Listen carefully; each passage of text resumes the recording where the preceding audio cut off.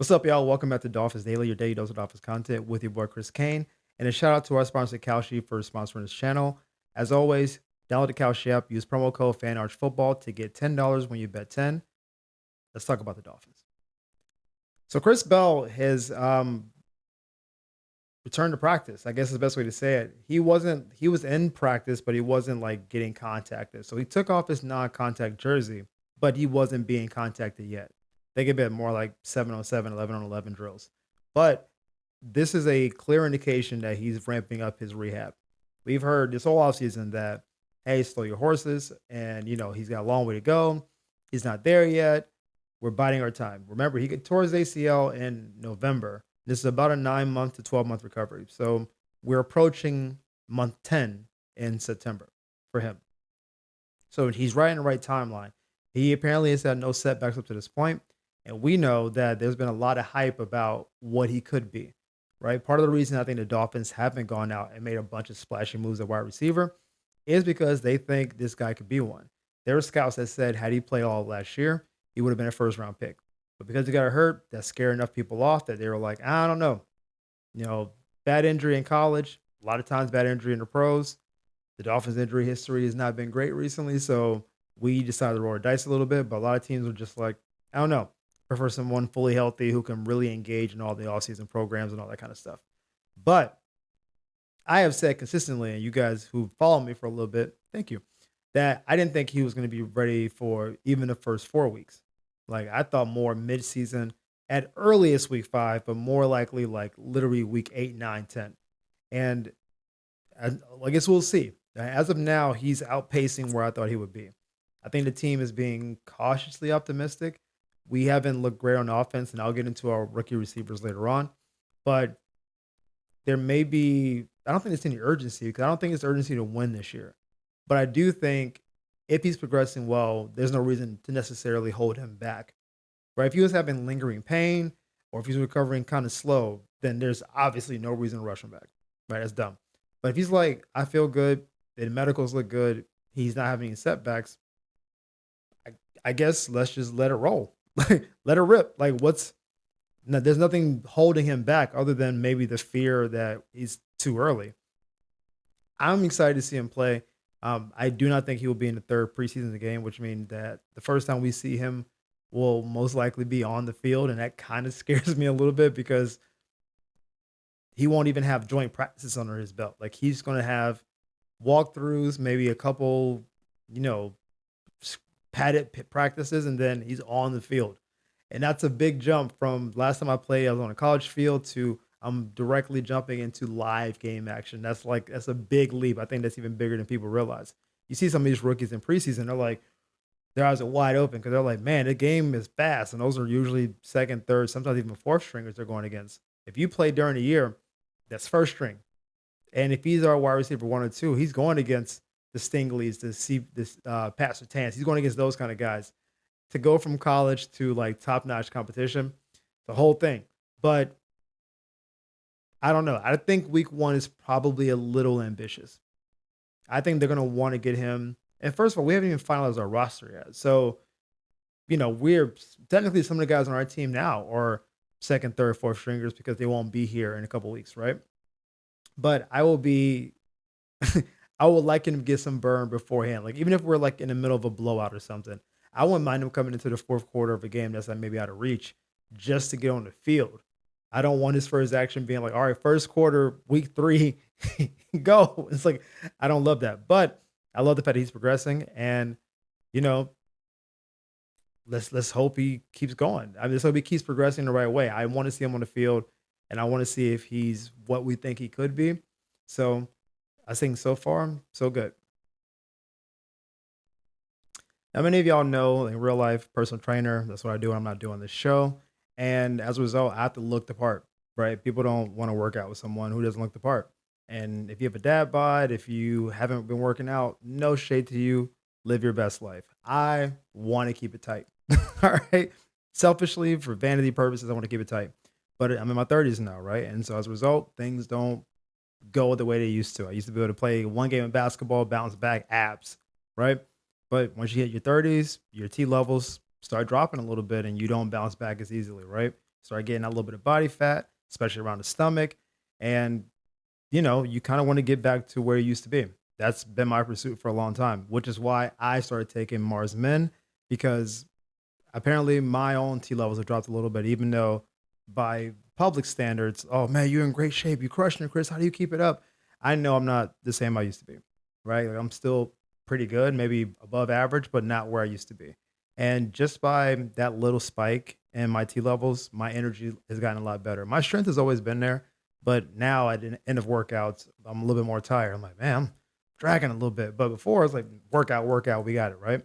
And that's been my own personal journey. I think it's helped me a lot in that regard. When your energy level is higher, you want to work out a little bit longer. So my workouts used to be like an hour and a half, kind of came to hour 15, to like an hour. Now it's like, all right, can we push it back up a little bit if we need to do so, right? All natural ingredients like shilajit, zinc, boron, all natural stuff. No weird, no weird synthetics or hormones, anything like that. And it's made here in the USA, right? So that's also a big perk if you like that. And really, there's no downside. It's 90-day money back guarantee. So if you tried it and you didn't like it, send it back. You get your money back, no problem. Most people who try it like it. I like it. You should try it as well. Now, if that sounds good to you, fantastic. We love to hear it. For a limited time, only the listeners of this channel get 50% off for life, plus free shipping and handling, and 3 free gifts when they go to mengotomars.com. That's mengotomars.com to get 50% off on your shipping, 50% off for life, and 3 free gifts when you check out. After you check out, they're going to ask you, how'd you hear about our product? How'd you hear about us? Let them know. I heard about you guys from my friends at Dolphins Daily and my boy, Chris Kane. So the Dolphins had a workout today for 6 different players. We had a few tight ends, linebackers, and quarterback. Don't know what we're doing at quarterback. We can go ahead and move on from that.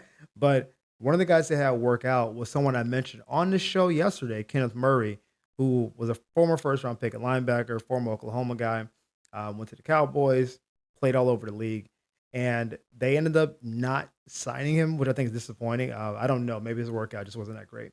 But I thought it was interesting that I thought, hey, we can use some help at linebacker. And then they brought in a linebacker immediately to work out. They actually brought in 2. And they signed the other linebacker, Jaheim Thomas, who I'm not super versed on his backstory, but we brought him in. And then we signed tight end Ethan Connor because we wanted some depth at linebacker. I don't think either of these people is really a factor in terms of playing.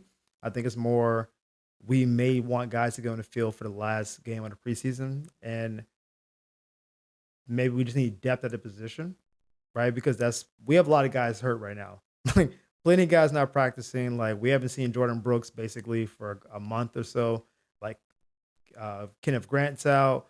Like we got guys dropping like flies. So sometimes you just need bodies. We just need people to be on the field to go through practice and I guess eventually the game. But I'm stuck on the Kenneth Murray thing because again, he's not old. He's a former first round pick. And I find it odd that he's just an unrestricted free agent. He's just floating around. And everyone is like, nah, we're good. Like, unless he's not healthy, which totally understand. If he's not healthy, then we don't need to bring in an injured linebacker. Like, we're fine. If he can play and he just is not playing, or we don't think he's up to snuff, like, I would rather have, and Jaheim Thomas may be fine. Like, I don't know if he'll make the final 53. Maybe he'll be a special teams guy, whatever. I know Kenneth Grant. I know Kenneth Murray has played NFL football and played in a lot of games. And I said that we need a veteran linebacker who has, in this case, a lot of experience. Now, some of it may not be great. Maybe he didn't play the best in all the games he was in.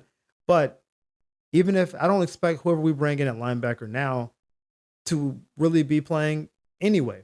Like you're probably our 5th or 6th linebacker. Right? Like you would be most likely a backup special teams person and then a super reserve linebacker. Maybe it's Wash. I have no idea. But we chose not to pick him up. Now, could we circle back and do that? Yeah, we did that with Rasul Douglas last year where he came in for a workout. He wanted a number. We ain't have the number. He left, and I thought he was going to, I think it was Seattle at the time. And then came back and said, all right. And then we ended up signing him, and it was fine. So maybe that'll happen with Kenneth. Maybe the Dolphins have some other people in mind, and he's someone they kind of keep on the back burner for now. That's risky because that means anybody else can come in and pick him up. But Yeah, I mean, this is not surprising. Like when we have this many people down, we talked a few shows ago about how our roster is depleted because of our cap. So we are trying to fill voids with unrestricted free agents, with fifth and sixth round picks, with young guys, 1 year people. Just we're trying to fill holes because we don't have the money to really pay all the people we probably should be paying. So this is not surprising at all to me. Like these guys are floating around. They're looking for an opportunity. We're looking for someone to fill spots. It feels like a marriage. I don't expect anyone from this flock to really emerge and be, I guess, viable players, but always good to bring people in. And keeping with that spirit of working people out, Coach Halfley mentioned today that him and GM Sullivan are actively pursuing the waiver wire. So as you know, we start doing cut downs soon, where your roster goes from that to that to that until your final 53. And what happens is a lot of good players end up not making rosters, right? Just sometimes it's an age thing, like you're just too old, but you're still okay. But maybe teams like the direction the team is going is a youth movement, and you might be a veteran player, and so it just doesn't work out. Um, and so you end up being cut because they can't find a good trade partner for you, or teams know that they want to get rid of you, so they kind of wait around for it. And then sometimes it's just like not a match. You might just get beaten out by somebody. Like, hey, we planned on playing you, but this rookie is outplaying you, and they're younger and cheaper, right? So I don't even know who's going to be on waiver wire. So it's hard to even like speculate for real. Um, I was actually hoping the Dolphins would take a look at Von Miller, but then the Cowboys signed him, and I don't know how much he's going to give them like on the field. I think Von can still get you up to 5 sacks. I love having Von like in the room, multiple time champ, one of my favorite players, another SEC guy, A&M. You know the vibes, but or Mississippi State. Oh God, what school did he go to? Now I'm tripping. I know he's at SEC. I just like had a major brain fart. It's like, I know he's at SEC. I just don't remember if it's A&M or Mississippi State. I think it's A&M and Miles Garrett, Mississippi State. But anyway, but there's players like that where the Cowboys brought him in because he wanted to be there and it makes sense. But you know, they might end up having a couple of these young kids in camp really emerge and say, do we want a 35-year-old plus Von Miller, or do we want a 22-year-old who we can mold, shape, throw him on special teams? He can play more like that kind of player. And this is across the board, right? If we're kind of trying to figure our secondary out right now, like right now, it seems like Dante Trader is going to be starting as one of our safety spots. But if a team cuts a safety that we think can plug and play and be a starting safety, Dante might get bumped down to, safety three because we found a guy that is like 30, but is a viable, good safety. Like well, before he got hurt, like a Poyer who played at Buffalo, those kind of guys. But the idea that they're actively pursuing making the team better through the waiver wire is in line with everything else we've been doing, right? We want to make the team better, mostly on the fringes, right? We're not doing wholesale changes like go get a new like left tackle. I don't think they're doing that kind of thing.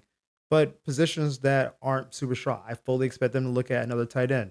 If a Mike Gesicki type tight end, I know we had him already, but a type of him, I think Dallas Goddard is too good for that. But like if someone at the Gesicki level becomes available, what Miami say, like a Dalton Schultz kind of guy, if he became available for some reason, would they look at him? I think they would because we are not fully set at tight end. I know John New's trying to come back possibly, and money's not right, but we'll figure that part out.